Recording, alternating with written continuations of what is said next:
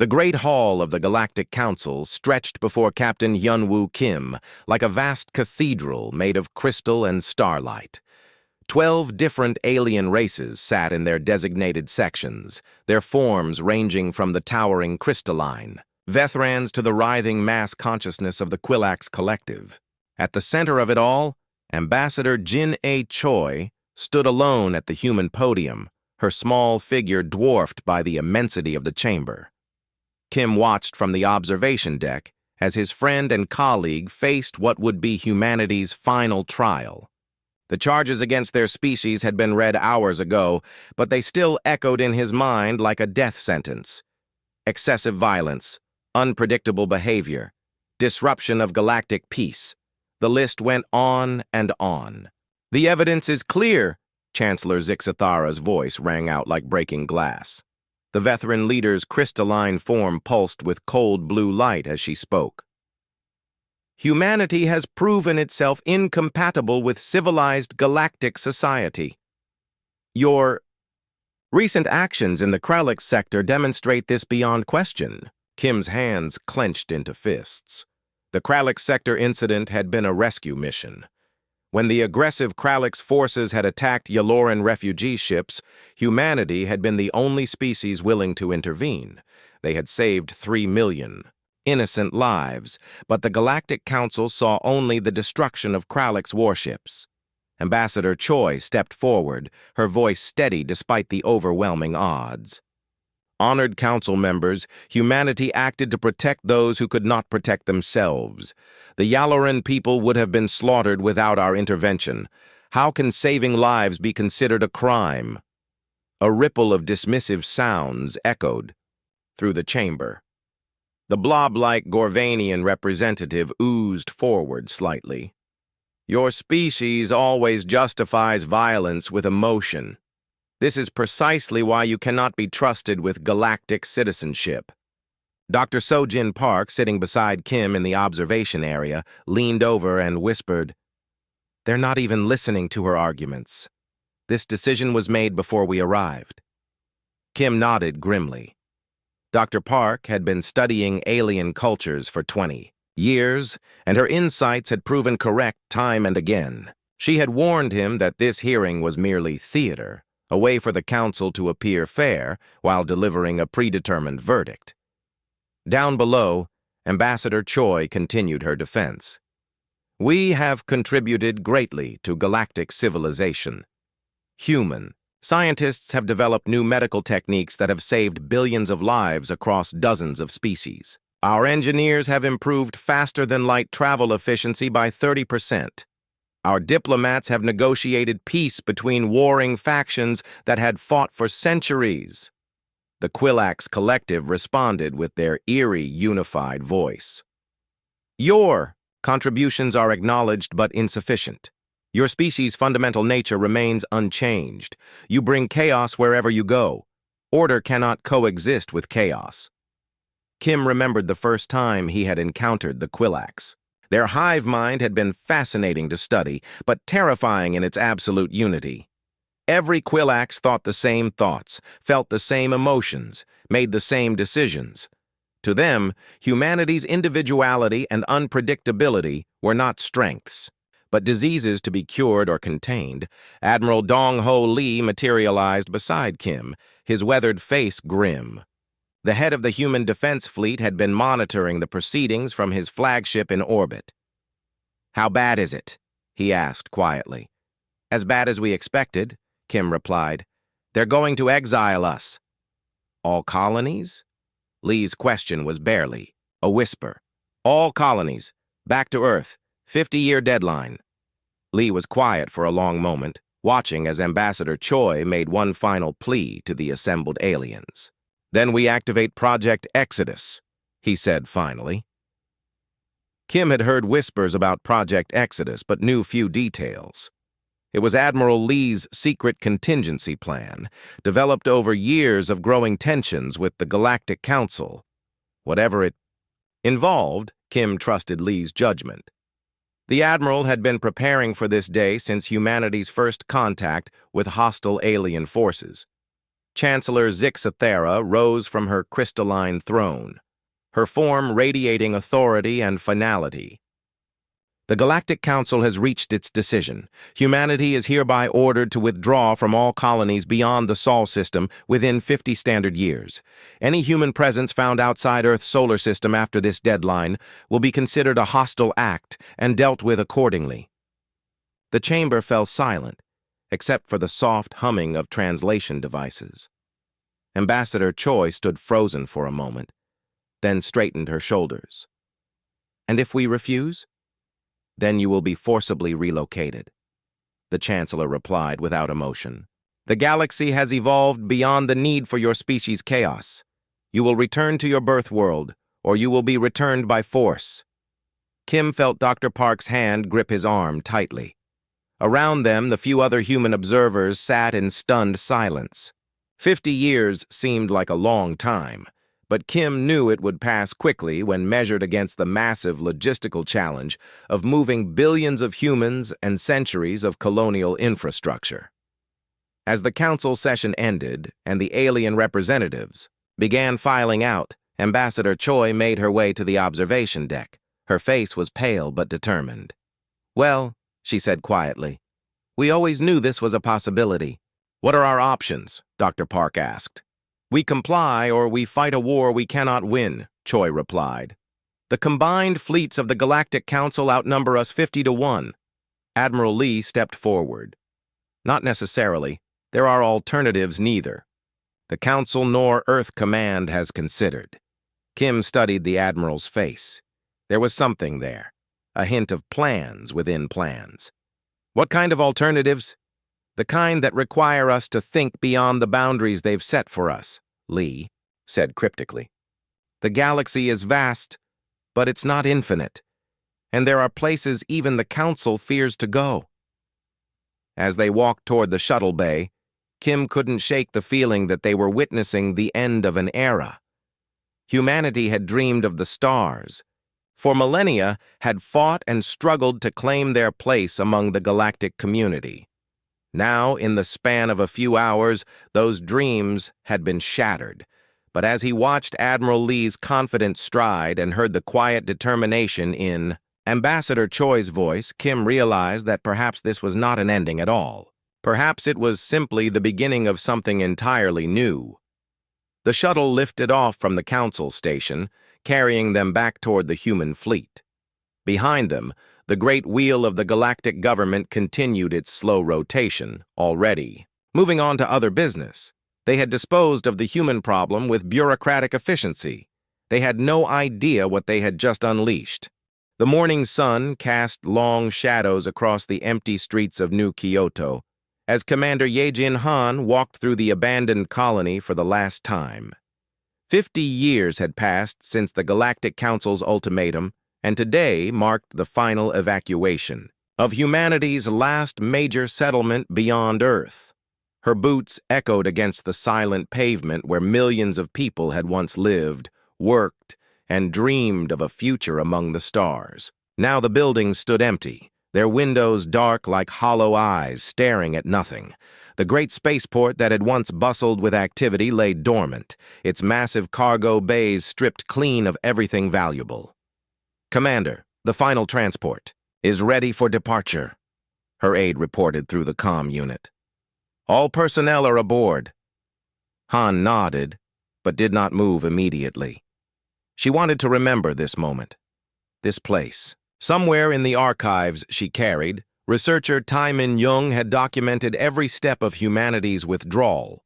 His reports painted a picture of methodical precision that masked the profound sadness of leaving everything behind. Young's work had been crucial during the evacuation years. While others focused on logistics and transportation, he had made sure that human culture and knowledge would not be lost. Every library, every university, every small-town museum had been carefully cataloged and preserved. Nothing that defined humanity would remain for the aliens to study or destroy. Han remembered reading Jung's final report from New Seoul, the first major colony to be evacuated 47 years ago. He had written, "We are not just moving people. and things. We are moving the soul of our species. Every book, every song, every child's drawing tucked away in a family album carries the essence of who we are. The aliens think they are banishing us to Earth, but they do not understand that we are taking our true home with us wherever we go. The evacuation had been unlike anything in human history. Entire cities had been dismantled piece by piece. Factories had been broken down and their components carefully sorted and packed. Even the smallest settlements had been stripped of anything useful. The humans left nothing behind that their enemies could use or learn from, but the withdrawal had been more than just physical. Human computer specialists had worked tirelessly to erase their digital footprints from galactic networks. Medical, databases, scientific research, cultural exchanges, trade agreements, all of it had been systematically deleted or corrupted. When the last human ship departed, it was as if their species had never existed in galactic civilization. Han climbed aboard the final transport and took her seat in the command section. Through the viewport, she watched New Kyoto shrink away, beneath them. Soon it would be just another empty world, waiting for alien colonists to claim it and build something new over the ruins of human dreams. As the ship jumped to faster-than-light travel, Han thought about the reports coming from the galactic core. The aliens were celebrating their victory. Chancellor Kixamora, who had replaced the previous Vethran leader, had declared a new age of peace and prosperity. The Quilax Collective had issued statements about the improved harmony in galactic affairs, but Han had also read the classified intelligence reports that told a different story. Small conflicts between alien species that humans had previously mediated were beginning to escalate. Trade disputes that human negotiators had resolved were now festering into economic wars. The Yaloran people, still grateful for humanity's rescue decades earlier, were struggling without human support against continued Kralix aggression.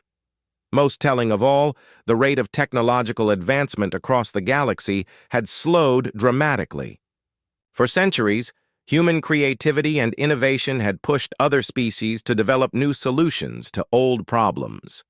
Without that competitive pressure, the aliens had grown comfortable with their existing technologies. The transport's destination was not Earth, as the Galactic Council believed. Admiral Lee's Project Exodus had been far more ambitious than anyone had imagined. While the aliens watched humanity's apparent retreat to their homeworld, the real evacuation had taken a completely different path. Deep in the void between galaxies, far beyond the reach of Council's sensors, humanity had been building something extraordinary. Mi Young Song, who had been just a child during the first evacuations, was now a senior engineer working on the project. She had never seen Earth except in pictures, having grown up in the hidden settlements that Admiral Lee's people had established. In the dark space beyond the galactic rim, the new human colonies existed in a place where no alien species had ever ventured. Here, in the cold emptiness between star systems, humanity had learned to create their own light. Massive space stations powered by artificial stars housed millions of people. Generation ships the size of small moons served as mobile cities, carrying human civilization through the cosmic void. It was a harder life than the comfortable colonies they had left behind, but it was free. No alien council could dictate their actions. No foreign species could judge their methods or question their choices. For the first time in their history, humans were truly independent. The children born in these hidden settlements were different from their parents. They had grown up knowing that survival depended on innovation and adaptation. They learned to think in ways that their comfortable colonial ancestors never had to consider. Every resource was precious. Every solution had to be creative. Every problem required a new approach. Mi Young Song's daughter had never known the fear of alien disapproval or the frustration of galactic politics. She and her generation were being raised to be more human than any humans before them. Independent, creative, and unafraid of the unknown. Back in the galaxy proper, the aliens began to notice subtle changes. Without human unpredictability to keep them sharp, their own societies grew rigid and stagnant. The Vethran Empire's crystal cities became more beautiful but less functional. The Quilax Collective's perfect unity became perfect paralysis when faced with truly novel problems. Trade between species became increasingly formal and inefficient without human merchants to find creative solutions to regulatory problems. Diplomatic. Relations grew cold and distant without human ambassadors to bridge cultural gaps with their strange ability to understand multiple perspectives simultaneously.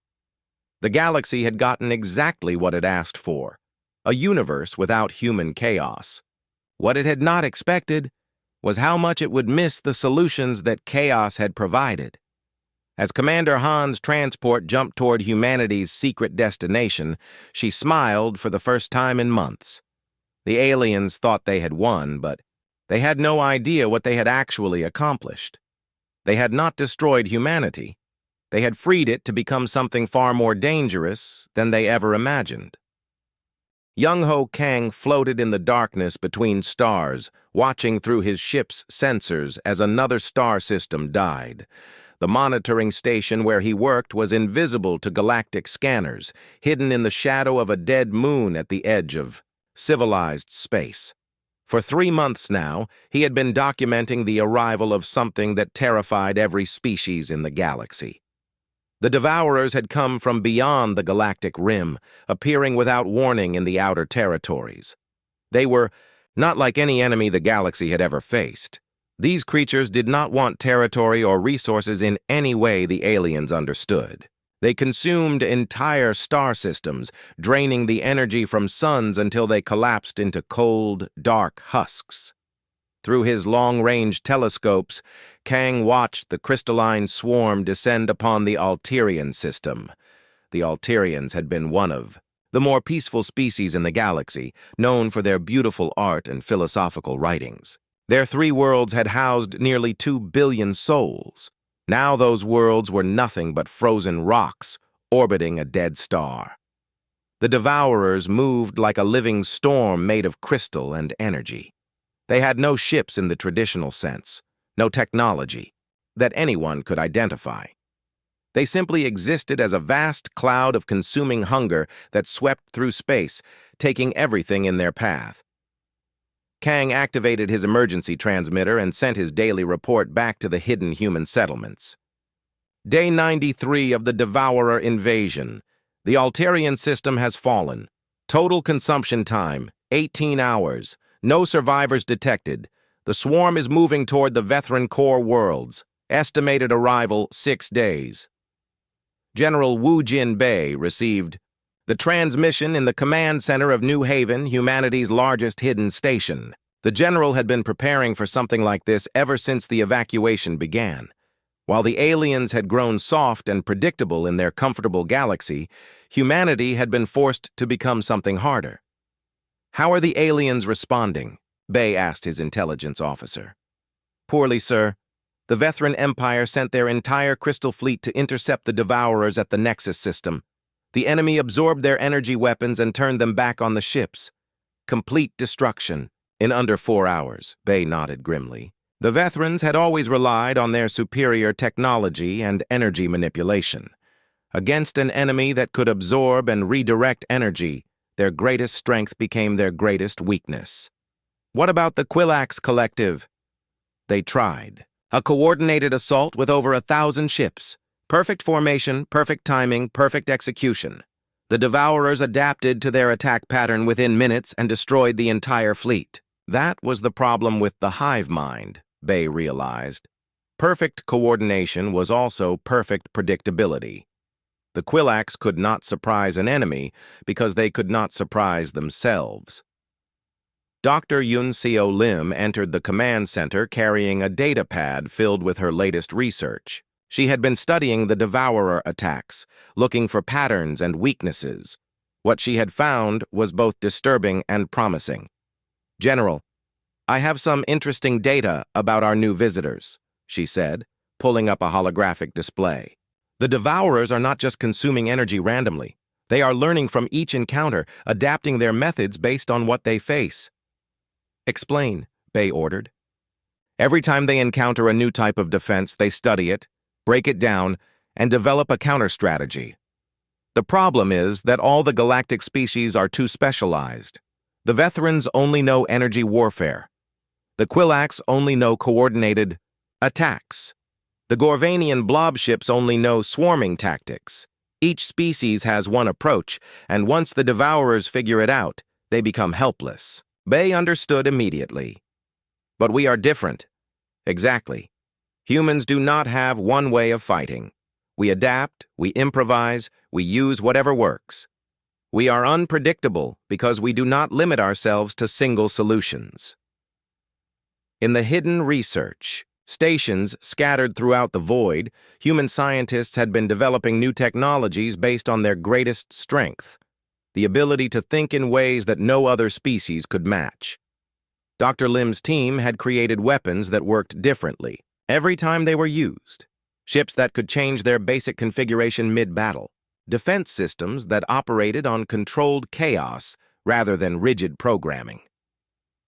Young-Ho Kang watched from his monitoring post as the Devourers reached the Vethran home system.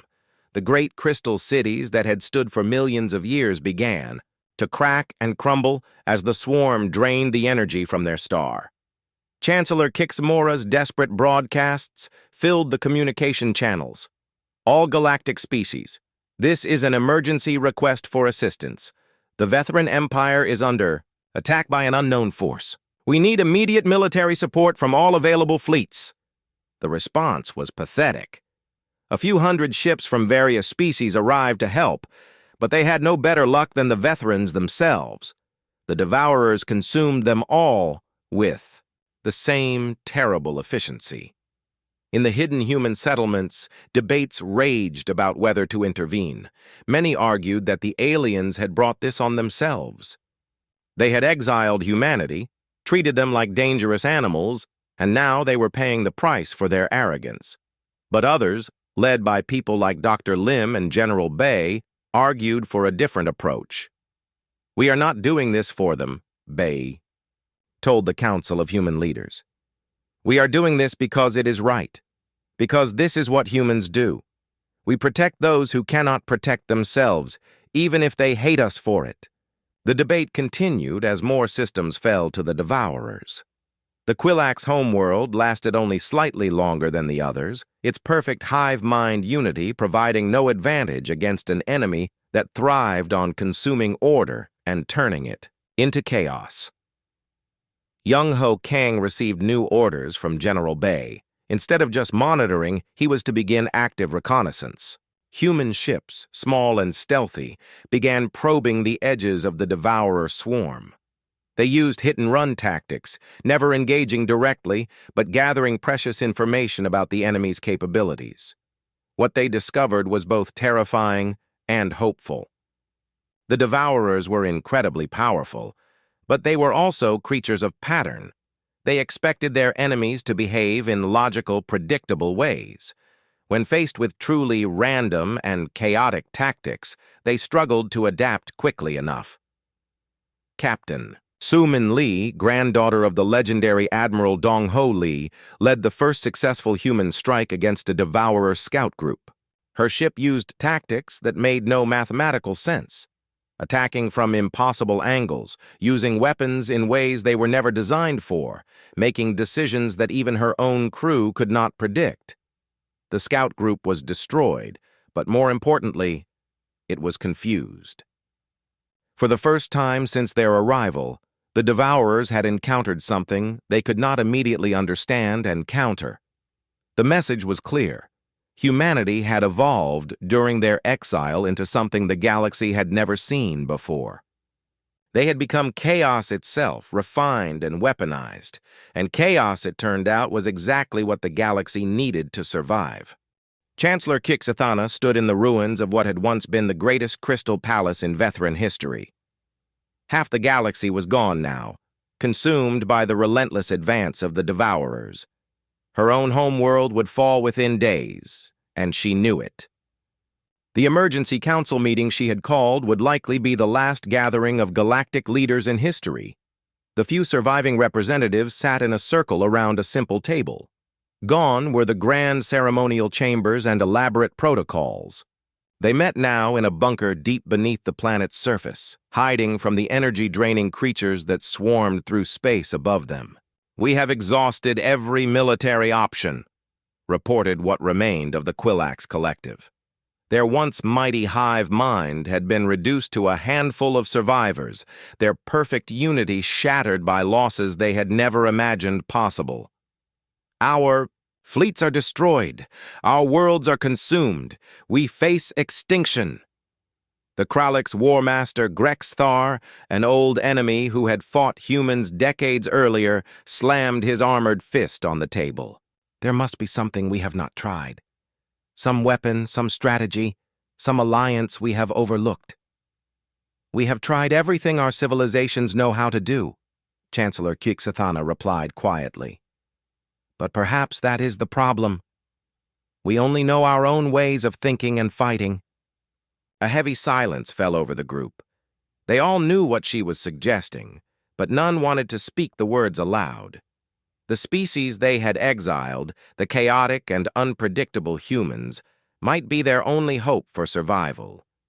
"They probably do not even exist anymore," muttered the Gorvanian representative, his blob-like form rippling with distress.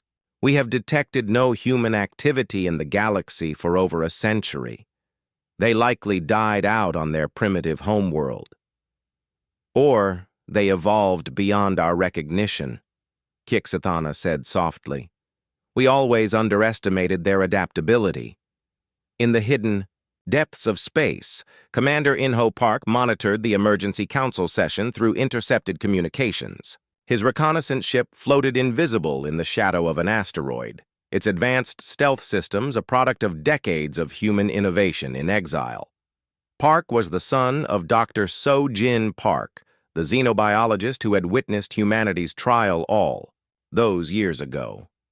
He had grown up hearing stories of the old galaxy, of the time when humans had tried to find their place among the stars through diplomacy and cooperation. Those days seemed like ancient history now. His orders from General Bay were simple: observe and report. Humanity's leadership was still debating whether to reveal themselves and offer help to the species that had cast them out. The arguments on both sides were passionate and compelling. "Let them face extinction," many said. "They chose their path. When they exiled us, we owe them nothing. But we are still human," others replied. "Saving innocent lives is what we do, regardless of politics or past wrongs." Park watched as Chancellor Kixathana made a decision that would have been unthinkable for any veteran leader in the past. She activated a broad-spectrum transmission device and began broadcasting a message into the void.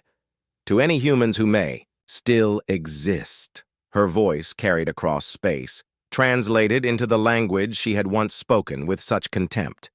"This is Chancellor Kixathana of the Vethran Empire.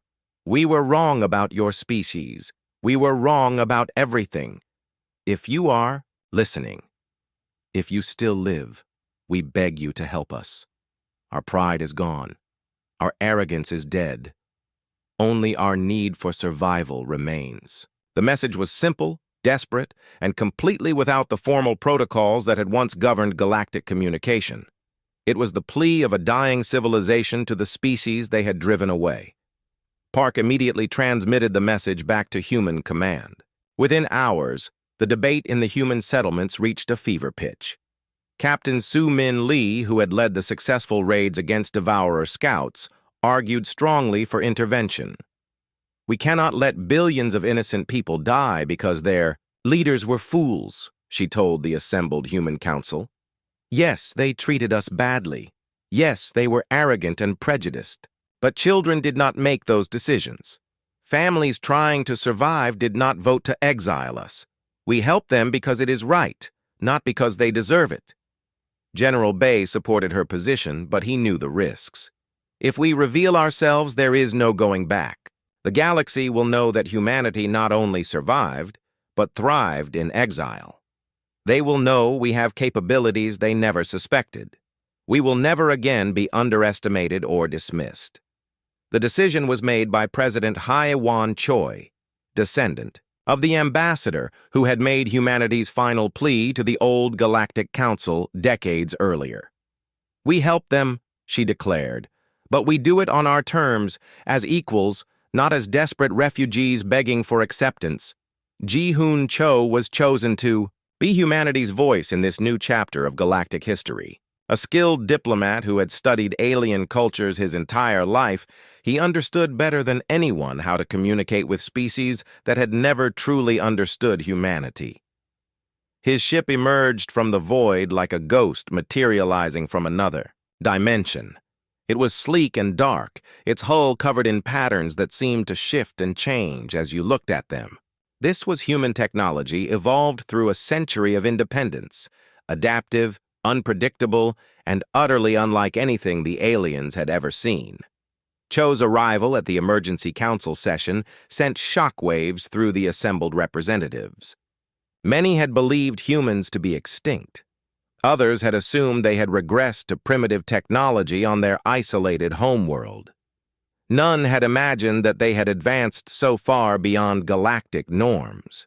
"Honored representatives," Cho said as he entered the bunker, his words carrying the weight of a century of exile and evolution. "You called for help, and humanity has answered, but understand this clearly. We are not the same species you cast out. We have grown beyond your fears and beyond your understanding." Chancellor Kixathana stared at this human who seemed so confident, so advanced, so utterly different from the desperate refugees she remembered. "What do you want in return for your help?" "Nothing you can give us," Cho replied with a slight smile. "We learned long ago to be independent of galactic society. We help you because protecting innocent life is what humans do, not because we need anything from you." He activated a holographic display that showed the current positions of both Devourer forces and hidden human fleets. The aliens gasped as they realized the scope of human military power. Hundreds of ships using technology they could not identify, positioned throughout the galaxy in places no one had thought to look. "You cast us out because you thought we were violent and chaotic," Cho continued. "You were half right. We are chaos. But we are your chaos, and chaos is exactly what you need to defeat an enemy that thrives on order and predictability." War Master Grexthar, who had once fought against human forces, leaned forward with interest. "What do you propose?" "A joint operation unlike anything the galaxy has ever seen. Your remaining fleets will provide support and logistics. Our forces will provide the strategy and tactics. Together, we will show the Devourers what happens when order and chaos work as one." The plan that emerged from that meeting would have been impossible for any single species to conceive or execute. It required the rigid discipline of alien military structure combined with the wild improvisation of human warfare. It demanded trust between former enemies and cooperation between species that had never truly understood each other. As the meeting ended and preparations began, Ji-Hoon Cho sent a simple message back to Human Command. "The galaxy has learned humility. Now, we teach them hope." Fleet Admiral Soo-Jin Kim stood on the bridge of the flagship Harmony in chaos, watching as the largest combined fleet in galactic history prepared for the final assault.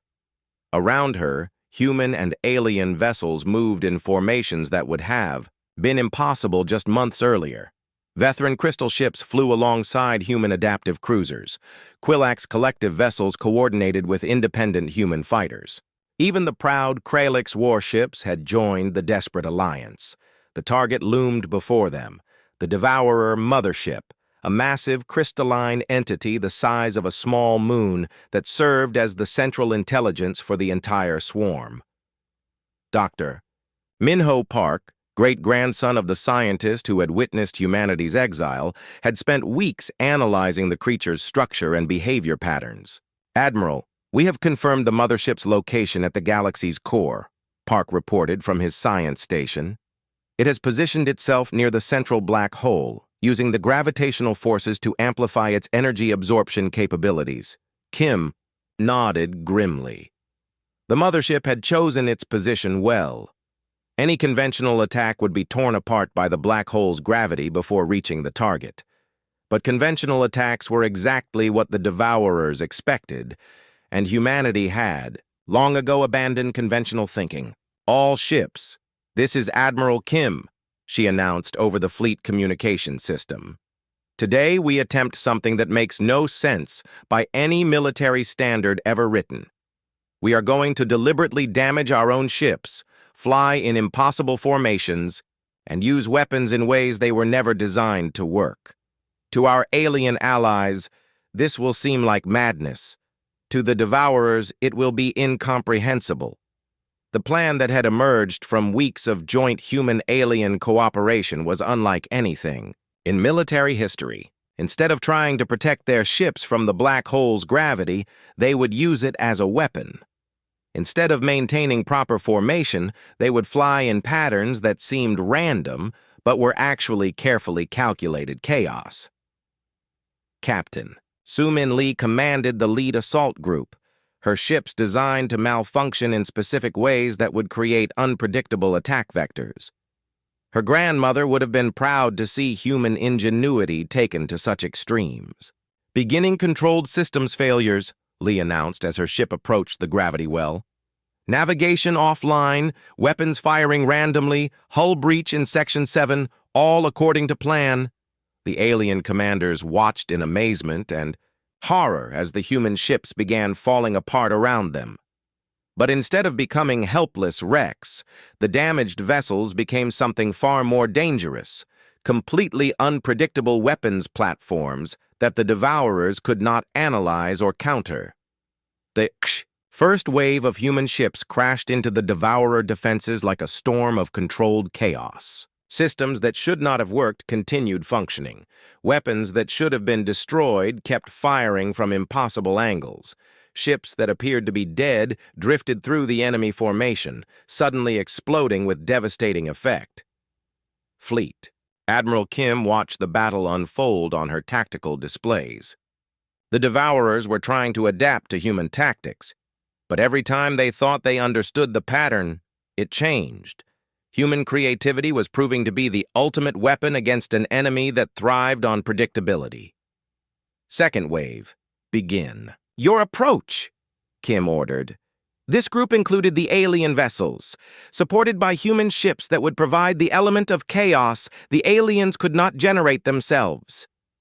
War Master Grexthar led his Kralix battleships in formation with human escorts. For the first time in his military career, he was deliberately allowing his ships to be damaged and his formation to be disrupted.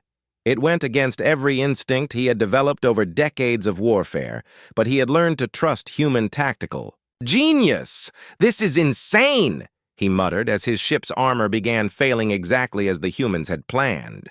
We are destroying ourselves. No, replied Commander In-Ho Park, whose ship flew alongside the Kralix formation. We are teaching the enemy that destruction and effectiveness are not the same thing. Watch and learn, War Master.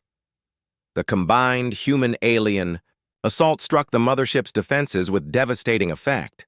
The Devourers found themselves facing an enemy that grew more dangerous as it took damage, more effective as it became more chaotic, more deadly as it appeared to fall apart. Chancellor Kix Thana, monitoring the battle from the command ship, could barely believe what she was seeing. They are turning our weaknesses into strengths, she whispered in amazement. They are making victory out of apparent defeat. The final phase of the battle required the most audacious tactic of all. Admiral Kim's flagship, along with a dozen of humanity's most advanced vessels, would dive directly into the black hole's event horizon. According to all known physics, this should have meant certain destruction. According to human engineering and controlled chaos theory, it meant something else entirely. All ships, prepare for impossible maneuver number 1, Kim announced calmly. We are going to use the black hole's gravity to slingshot around behind the mothership, emerging at a location where we cannot possibly exist. The maneuver worked because it should not have worked. Human ships, designed to function under impossible, Conditions used the black hole's distortion of space-time to appear behind the mothership at the exact moment when its defenses were focused elsewhere. The surprise attack struck at the creature's central intelligence core, the one place where chaos could disrupt its control over the entire swarm.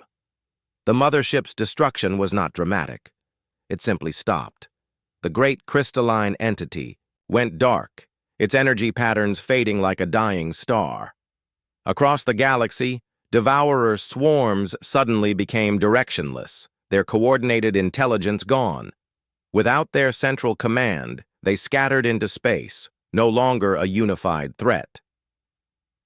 The victory celebration that followed was unlike anything in galactic history. For the first time, humans and aliens stood together as equals, united by their shared triumph over extinction. President Haiwan Choi arrived from the hidden human settlements to participate in the formation of a new galactic government. We offer humanity full membership in a reformed galactic council, Chancellor Kixthana announced at the peace conference. As equals, as leaders, as the species that saved us all. President Choi's response became legendary throughout the galaxy. "We will consider it," she said with a diplomatic smile that carried centuries of human experience. "But understand, we are not the same species you exiled. We have grown beyond your fears and our own limitations. If we return as ourselves, not as who you want us to be." The negotiations that followed established humanity as the galaxy's acknowledged specialists in crisis resolution and adaptive problem-solving. Human colonies were re-established throughout galactic space, but this time as beacons of innovation and centers of learning where all species could study the art of controlled chaos. On New Terra, the first integrated human-alien colony, children of a dozen different species played together in gardens that grew under artificial suns. Their parents worked side by side in laboratories and workshops, developing technologies that no single species could have imagined alone. Dr. Minho Park watched his own daughter, half human and half Vethran, as she built impossible structures with her Quillax playmate. The future, he realized, would be more chaotic and unpredictable than ever before. It would also be more creative, more adaptable, and more alive than the galaxy had ever been. Humanity had returned to the stars, not as the desperate refugees who had been cast out, but as the chaotic force that would ensure the galaxy never again grew stagnant or complacent. They had learned that sometimes the greatest gift you can give the universe is the courage to break the rules and prove that impossible things are simply things that have not been tried yet. The galaxy had thought it could outgrow humanity's chaos. Instead, it had learned that chaos, properly applied, was not destruction but creation, the force that turned order into evolution and made tomorrow different from today.